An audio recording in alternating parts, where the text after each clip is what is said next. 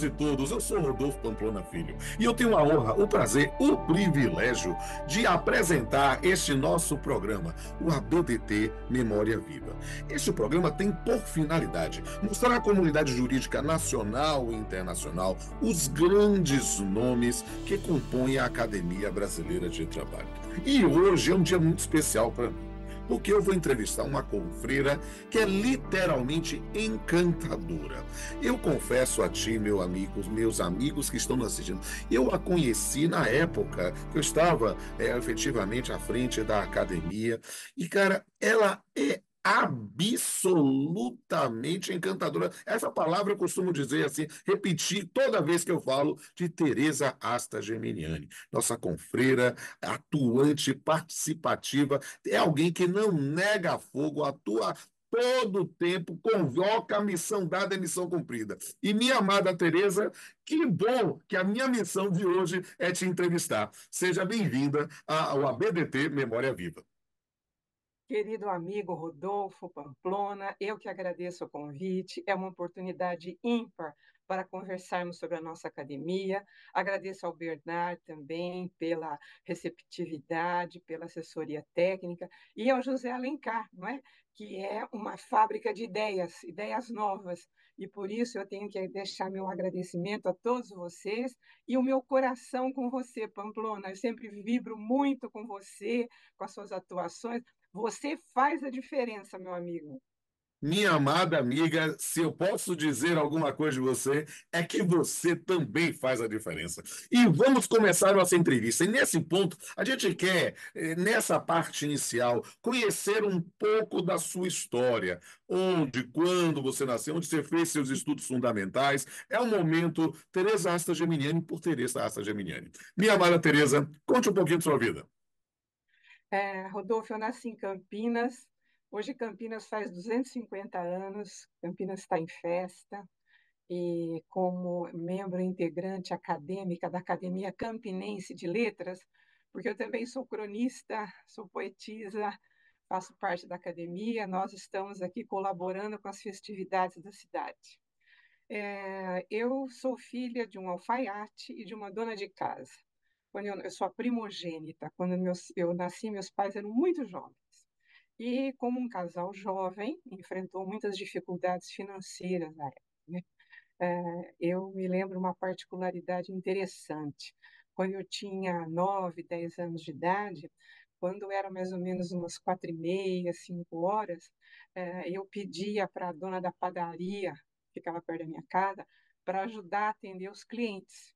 Em troca, ela me dava papel de embrulho, aquele papel de padaria, né? E eu levava esses papéis de embrulho para casa, cortava no tamanho de folhas e costurava do lado.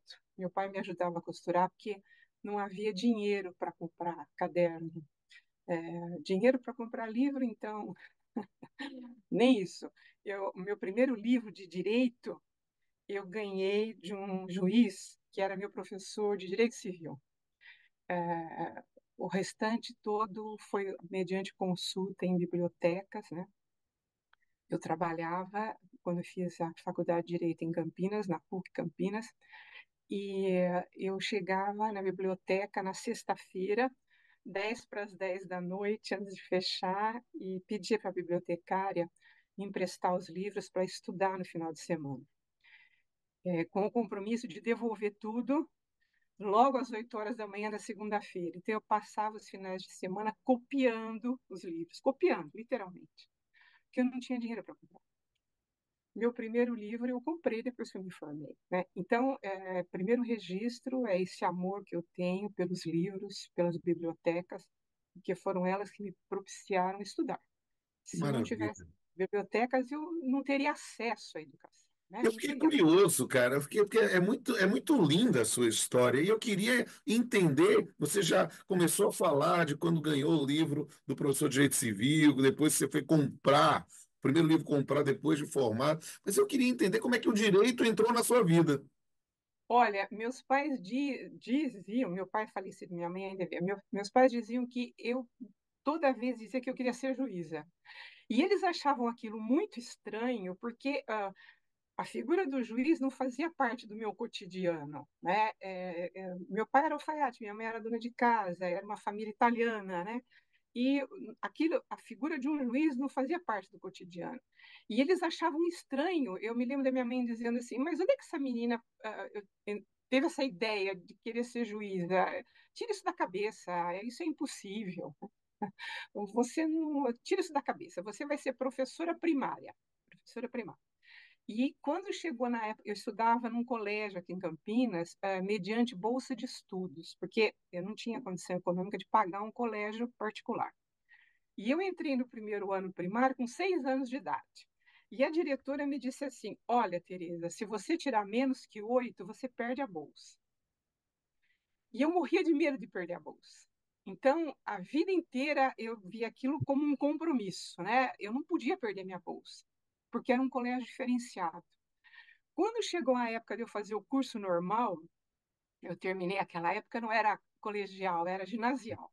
Eu terminei o ginásio, cheguei para minha mãe e falei assim: eu não vou fazer o curso normal, eu vou fazer direito porque eu quero ser juíza.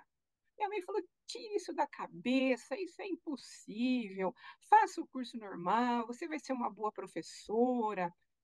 Mas eu não quero. Bom, resumindo, para não me alongar muito, eu saí do colégio, eu prestei um concurso para entrar no colégio Culta Ciência, que sempre foi um colégio top aqui em Campinas, né? Eu fiz o curso clássico no Culta Ciência e depois eu prestei a faculdade de Direito. Da onde o direito surgiu na minha vida? Formalmente, eu só tive noção que eu queria direito quando eu estava no ginásio, mas aquela ideia de defesa da justiça sempre foi uma ideia muito dentro de mim, sabe? Eu vivia assim, uma vizinhança de pessoas de classe média baixa, e eu me lembro que às vezes eu entrava em disputa quando tinha alguma injustiça, quando tinha alguma injustiça lá no meio, sabe? O menorzinho que apanhava do maior, qualquer situação do injusto me sensibilizava muito. Isso desde que eu era muito pequena, né? Então, o direito surgiu na minha vida assim muito de dentro para fora, uma coisa assim minha. Eu achava que fazer uma carreira jurídica era lutar pelo justo, né? Mesmo que isso implicasse em muita dificuldade, mesmo que isso nem sempre chegasse a bom termo, mas era isso, era uma fixação pelo justo, né? Maravilha. E eu queria entender, já entendi como o direito entrou. E como é que o direito do trabalho entrou na sua vida? Porque eu vivi o direito do trabalho na prática, né? Eu comecei a trabalhar com 14 anos. Então, eu sei o que é bater cartão, eu sei o que é você pedir para ir no banheiro e o chefe falar que não, que daqui você tem que esperar mais 1 hora, você tem que esperar o intervalo. Eu sempre trabalhei, então eu sempre vivi o mundo do trabalho real, não só o mundo do trabalho teórico, né? E quando eu estava terminando a faculdade, essa parte da obsessão pelo justo e essa percepção concreta do que acontecia no mundo do trabalho me levaram naturalmente para o direito do trabalho. Eu prestei concurso para auditora fiscal do trabalho. Eu trabalhei 13 anos como auditora fiscal do trabalho. E era muito atuante, fazia diligências, aquela questão de constatação de trabalho escravo. Aqui perto de Campinas, nós tínhamos uma fazenda que tinha reiteradamente trabalho escravo, que ficava em Capivari.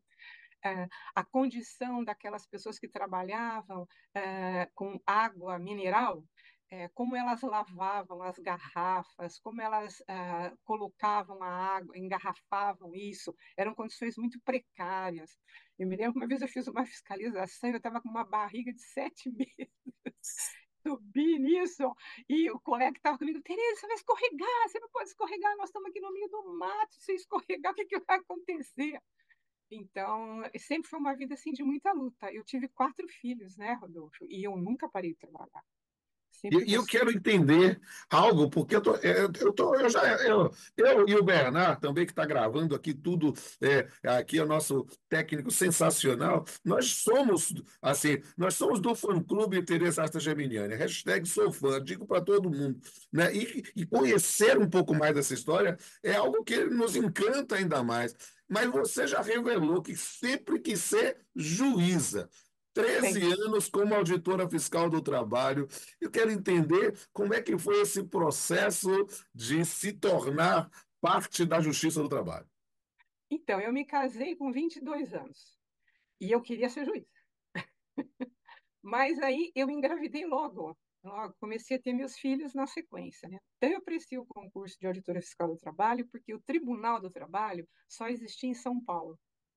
Eu sempre morei em Campinas, a vida profissional do meu marido foi em Campinas, né?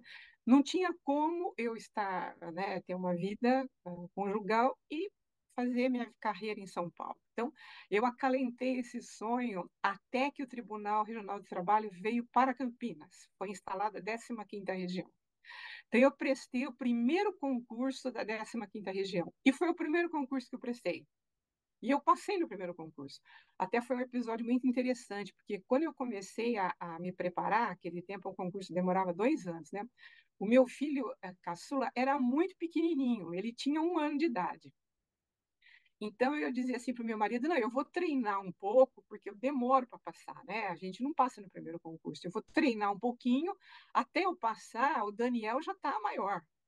Mas eu passei no primeiro concurso. Quando saiu a prova de sentença e saiu a prova oral, eu me lembro que eu vi o resultado, eu fiquei assim meio catatônica e pensei, meu Deus, agora o que que eu faço com uma criança de 3 anos de idade? Então, foi assim, foi um Você é de sonho concurso acalentado. em que ano, querida? 1988. 88, ano da Constituição.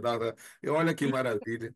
E na inaugura, o primeiro concurso do TRT da 15ª, que Isso, maravilha. E me conte sua carreira na magistratura. É algo que é fascinante também. Como você foi juiz substituto, titular, depois o isso. tribunal. Eu fiquei 2 anos como substituta, porque como era o primeiro concurso, o tribunal precisava de juízes, né? Então, eu fiquei só 2 anos como substituta, depois fiquei 17 anos como titular e depois fui promovida por merecimento para o TRT em 2006. Em 2006 eu fui promovida por merecimento, mas sempre foi uma carreira assim que me deu muito prazer. E o que eu digo muito assim para todos que me conhecem é que eu faço questão, Rodolfo, de julgar o meu último processo como eu julguei o primeiro, sabe? Que Com brilho maravilha. nos olhos, com um comprometimento, porque eu acredito na justiça do trabalho. Eu E acredito. olha, e eu posso lhe dizer, na condição de seu colega, né, eu estou na magistratura há quase 30 anos, e posso lhe dizer, né, que você honra a magistratura trabalhista. Você não é somente uma confreira admirável, você é uma magistrada admirável. E eu quero que você conte para o pessoal que está nos ouvindo nesse momento, nos vendo nesse momento, uma história que eu sei que eu fiz parte também, eu acompanhei. Mas é como é que a Academia Brasileira de Trabalho surgiu em sua vida, minha. Bom, eu sempre admirei a Academia Brasileira de Direito do Trabalho, mas eu achava que era um sonho impossível, né? Era só gente assim muito importante, muito preparada. Mas durante o meu período, assim, como quando eu era juíza de primeiro grau e também desembargadora, eu sempre fui convidada para dar muitas palestras pelas escolas judiciais do Brasil inteiro, né? Cheguei a atuar também na ENAMAT como conteudista, a fazer, assim, organizar vários seminários. Eu sempre gostei muito de lecionar, muito.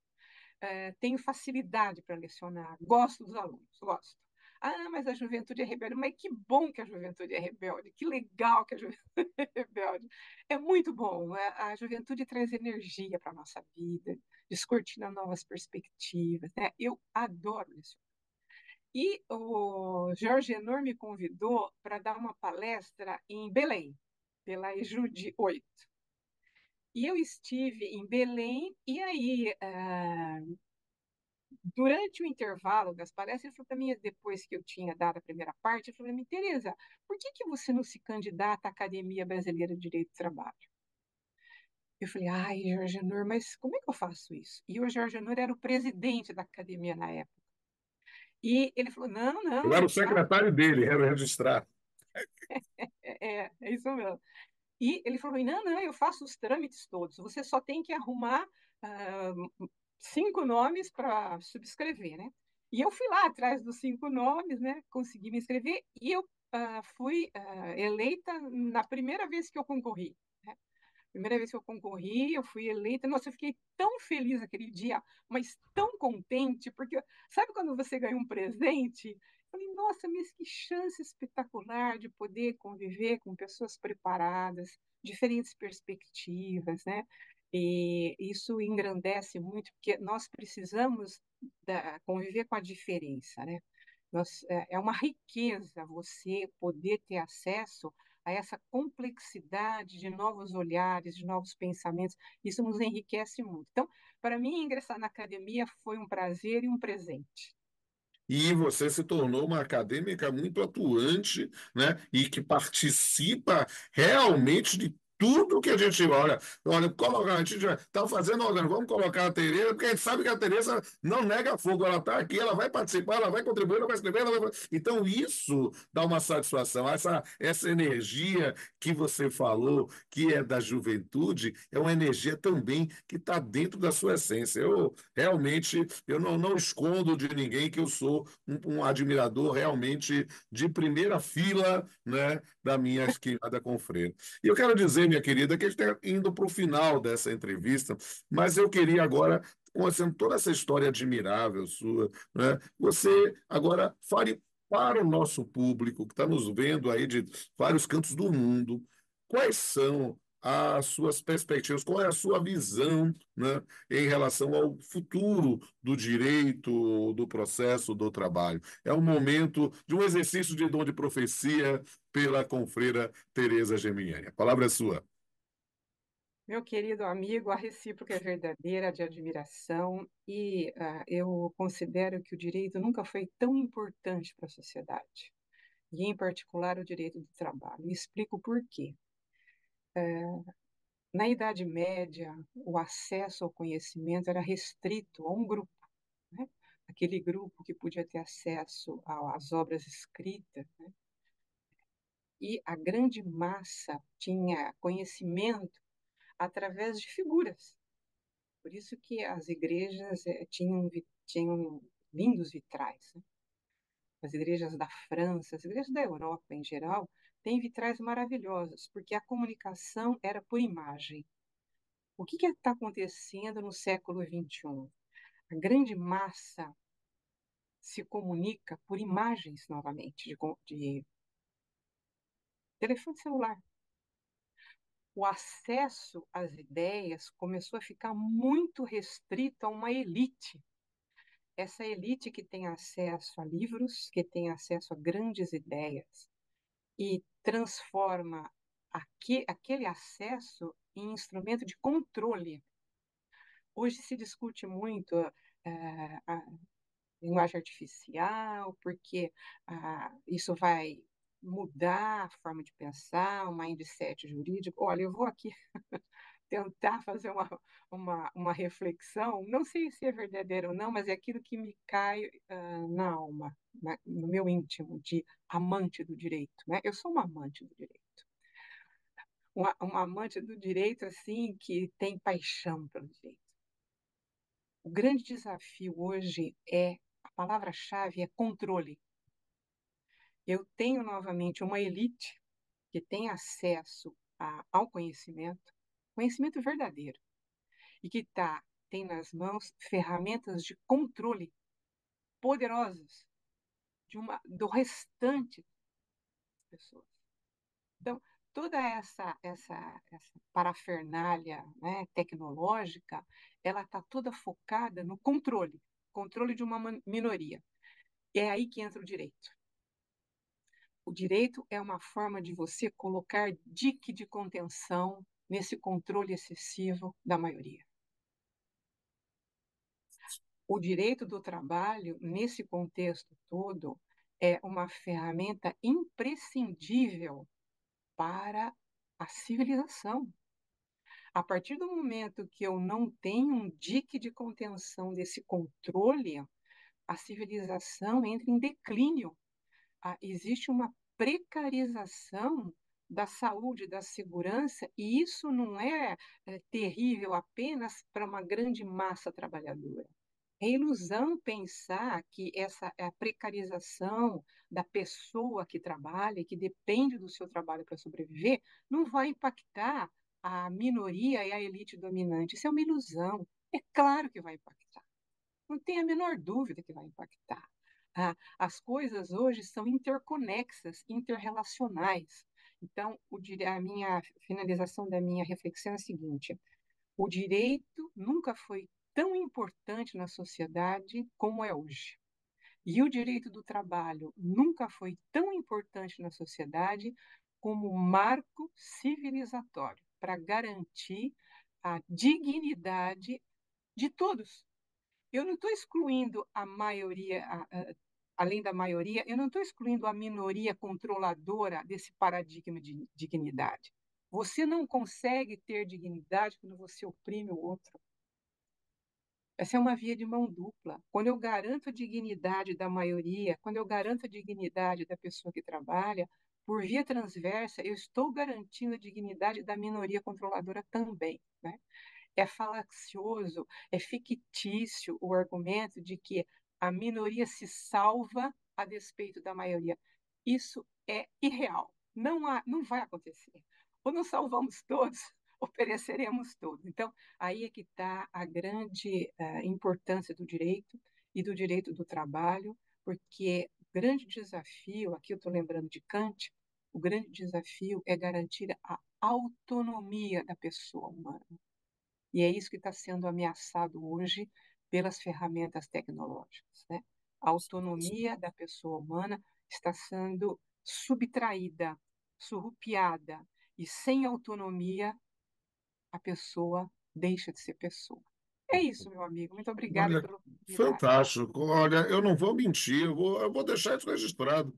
Para mim, essa entrevista sua foi uma das melhores que eu fiz aqui no BDT Memória Viva. Eu estou muito feliz, minha querida, de ter essa oportunidade de mostrar à comunidade jurídica nacional e internacional, né, os grandes nomes da Academia Brasileira de Trabalho e, em especial, da minha amada colega e confreira Tereza Assa Geminiani. Minha querida, eu quero lhe agradecer, eu quero me agradecer realmente pela oportunidade, pelo privilégio deste papo e dizer agora a todos e todas que nos assistem que, tendo visto aqui esse testemunho de vida maravilhoso da Tereza Geminiani, vejam também os outros vídeos aqui da playlist da ABDT Memória Viva, conheçam também os vídeos do ABDT Entrevista, que tem vídeo também com a Tereza lá, confira lá sobre as perspectivas, sobre o futuro do direito coletivo do trabalho, confira lá,